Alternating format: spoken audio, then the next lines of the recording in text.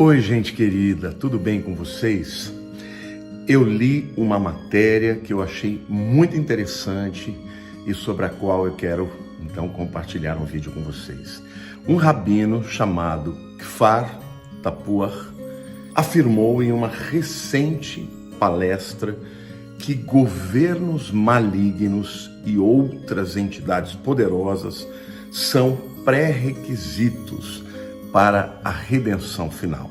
Ele cita Zacarias, o livro de Zacarias, capítulo 10, os versículos 8 a 10. Eu vou ler para vocês, vou explicar aquilo que ele diz e depois vou fazer uma interpretação para os finais dos tempos. Ele diz assim: eu lhes assobiarei, quer dizer, Deus está falando, né? Eu lhes assobiarei e os ajuntarei, porque os tenho remido. Multiplicar-se-ão como antes se tinham multiplicado. Ainda que os espalhei por entre os povos, eles se lembram de mim em lugares remotos. Viverão com seus filhos e voltarão, porque eu vos farei voltar da terra do Egito e os congregarei da Síria, tirá-los-ei da terra de Gileade e do Líbano, e não se achará lugar para eles.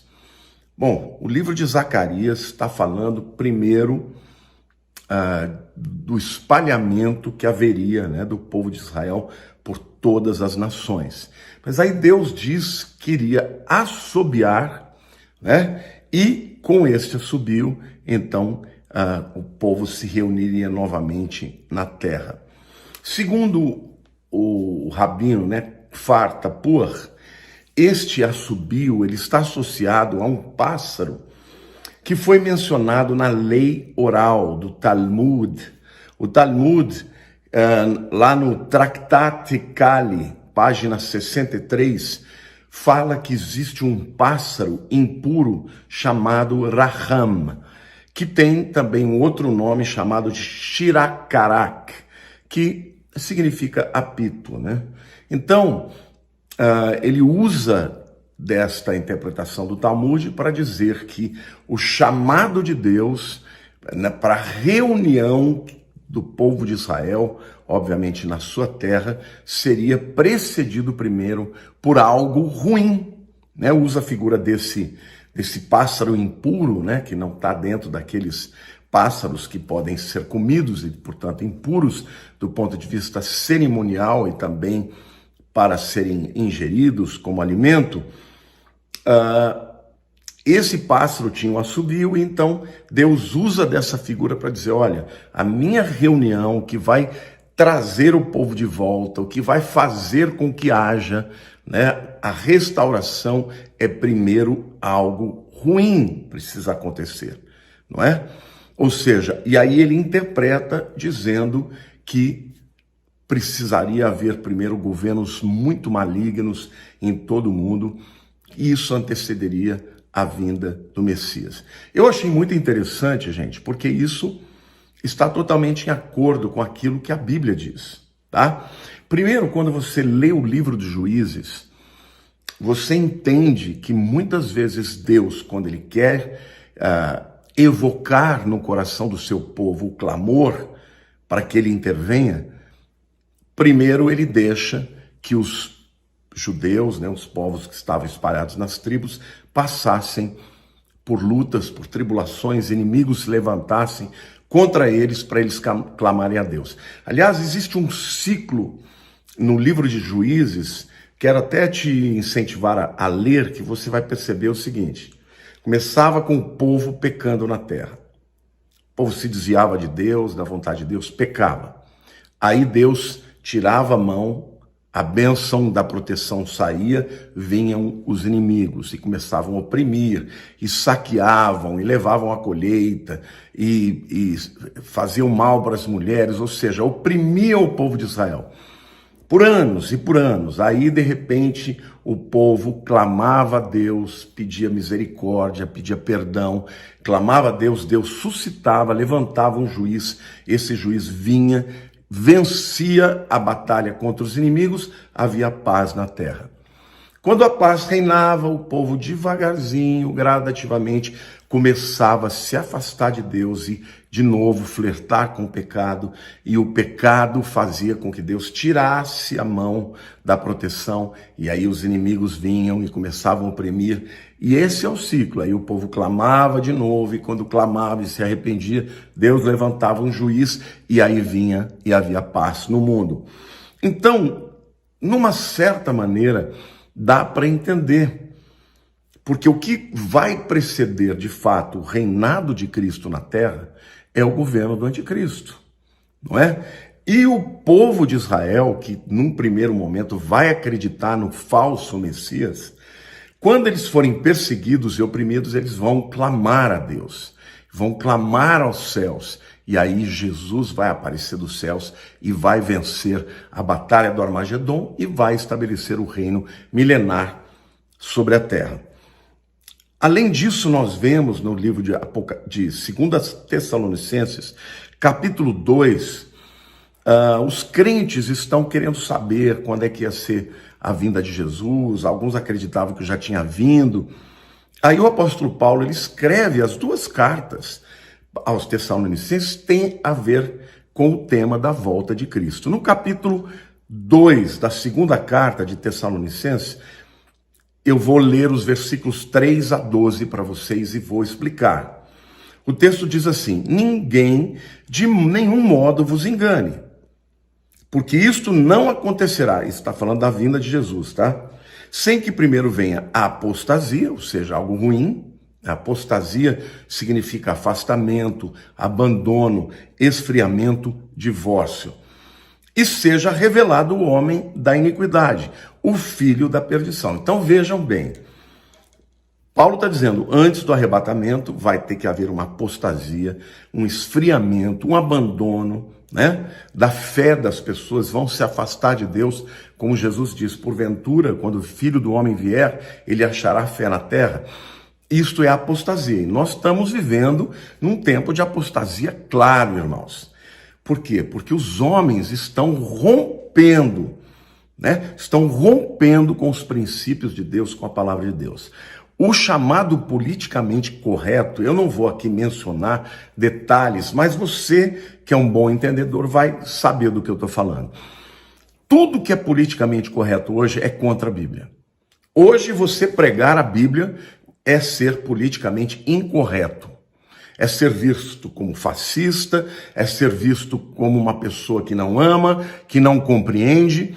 Então a igreja está cada vez mais acuada, cada vez mais sem o lugar de fala, não podendo apontar os pecados para não ser vista, né, como uma entidade maligna que não respeita o direito das pessoas, mas saiba que hoje, cada vez mais, o mundo odeia a Bíblia e quer erradicar, quer destruir tudo que existe de Deus na sociedade que nós vivemos.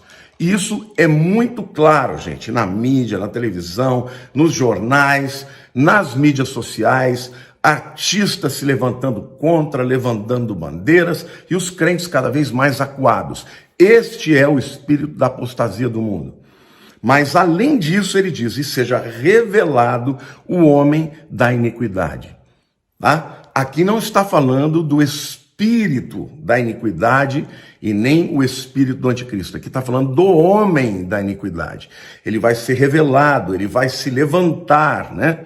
Vai ser visto politicamente como um grande líder, e ele será aquele que vai impetrar o governo mundial, que vai trazer soluções aí aparentes para o mundo. Ou seja, isso que o Rabino disse, governos ruins precederão a vinda do Messias. E aí então virá o arrebatamento. Mas o Paulo está dizendo que não virá o arrebatamento antes que venha a apostasia, que está super difundida, e depois seja revelado, né, o homem da iniquidade, o filho da perdição, o qual se opõe e se levanta contra tudo que se chama Deus ou é objeto de culto. Então, num primeiro momento, esta oposição é ideológica, é filosófica, é espiritual, é o que nós estamos vivendo, irmãos. Cada vez mais você percebe a sociedade afrontando, né? As propagandas na televisão cada vez mais explícitas contra Deus, contra a fé cristã, contra a fé e o conservadorismo.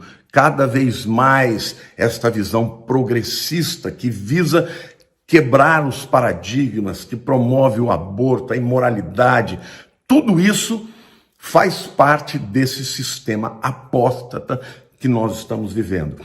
Então, além disso, além da ideologia satânica, né, apóstata que nós estamos vivendo nos nossos dias, muito em breve nós teremos a aparição deste líder mundial que será para muitos a solução, que será para muitos o salvador da pátria, que é o anticristo, que é o falso Messias. Mas o apóstolo Paulo ele deixa claro que esse camarada, quando ele estiver governando, vai chegar uma hora que ele vai entrar dentro do templo, que vai ser reconstruído em Jerusalém, no Santos dos Santos, e vai dizer, olha, eu sou Deus, a partir de agora vocês têm que me adorar, a partir de agora quem não adorar vai ser morto, quem não aceitar a marca da besta vai ser morto, e assim, a partir de agora é assim que será. Então, ele vai entrar no santuário, como diz Paulo aqui, ostentando-se como se fosse o próprio Deus. Não vos recordais de que ainda convosco eu costumava dizer-vos essas coisas? Paulo já tinha falado sobre isso quando ele teve com os Tessalonicenses. E agora sabeis o que o detém, para que ele seja revelado somente em ocasião própria. É a igreja de Jesus e o Espírito Santo na igreja. Aí ele diz, com efeito, o mistério da iniquidade já opera, e aguarda somente que seja afastado aquele que agora o detém. Então será de fato revelado o iníquo, a quem o Senhor Jesus matará com o sopro da sua boca e o destruirá pela manifestação da sua vinda. O aparecimento do iníquo é segundo a eficácia de Satanás, com todo poder e sinais e prodígios de mentira, com todo engano de injustiça aos que perecem, porque não acolheram o amor da verdade para serem salvos. É por esse motivo, pois que Deus lhes manda a operação do erro, para darem crédito à mentira, a fim de serem julgados todos quantos não deram crédito à verdade, antes, pelo contrário, deleitaram-se com a injustiça. Ou seja, o apóstolo Paulo ele deixa claro que exatamente aquilo que o Rabino falou vai acontecer. Antes de vir o governo justo do Messias, virá governos, tanto nas nações, muito maus, corruptos, contra Deus, espiritualmente adversários de Deus. Por quê? Porque eles representam o sistema apóstata do anticristo, que vem antes dele. Antes dele aparecer, o sistema apóstata, a ideologia hegemônica contra Deus, né, chamada de progressista, que quer quebrar os paradigmas da sociedade, vai cada vez mais se multiplicar. Então, aí ele se apresenta, o arrebatamento acontece, aí ele se manifesta, começa a governar, a ponto de entrar no Santos dos Santos, dizendo que é o próprio Deus, e muitos crerão. E o texto diz, porque não creram na verdade, Deus lhes envia a operação do erro para que creiam na mentira.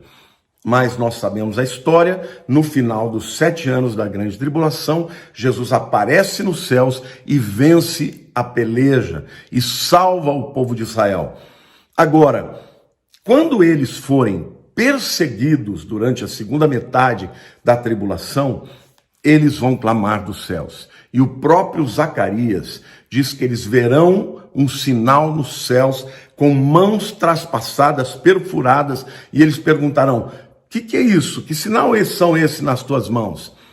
E o Senhor do céu vai dizer, estas são as mãos com que fui ferido na casa dos meus amigos. E aí eles entenderão que Jesus e Yeshua é o Messias, e eles clamarão pelo Messias que virá na terra para estabelecer o seu governo de justiça no milênio. Então, a palavra aqui do Rabino, ainda que talvez ele não tenha um entendimento total, ele entendeu o modus operandi, a maneira como Deus vai agir para que isso aconteça. Então, queridos, você e eu estamos vivendo neste tempo. Nós somos players, nós somos atores, nós somos, na verdade, atores da vida real, né? Nós somos pessoas que vivem neste tempo onde todas as coisas estão acontecendo. Estamos aqui resistindo ao governo do anticristo, porque enquanto a igreja estiver na terra, ela tem um chamado e autoridade para resistir o seu avanço. Se tem alguém que pode impedir o avanço do anticristo por um tempo, este é a igreja. E a igreja está fazendo o seu papel. Enquanto houver alguém para ser salvo na terra, a igreja estará fazendo o seu papel. Não é maravilhoso isso? Glória a Deus. Senhor, nós oramos para que o povo de Israel tenha dos seus olhos caídas as escamas e que eles compreendam, Senhor, que Yeshua HaMashiach, que Jesus é o Messias, e o invoquem, Senhor, como seu único e suficiente Salvador. Sabemos que muitos crerão e serão arrebatados, outros, porém, só crerão durante a grande tribulação, mas a tua promessa é que Israel se converterá. Amém? Glória a Deus, meus queridos. Se você gostou desse vídeo, curta lá, compartilhe. Se não se inscreveu no meu canal, eu tenho a honra de te convidar, e se você me der essa alegria, vou ficar muito feliz. Muito obrigado por estar comigo até aqui. Deus te abençoe. Um beijo grande no coração de todo esse povo maravilhoso que me segue. Amo vocês.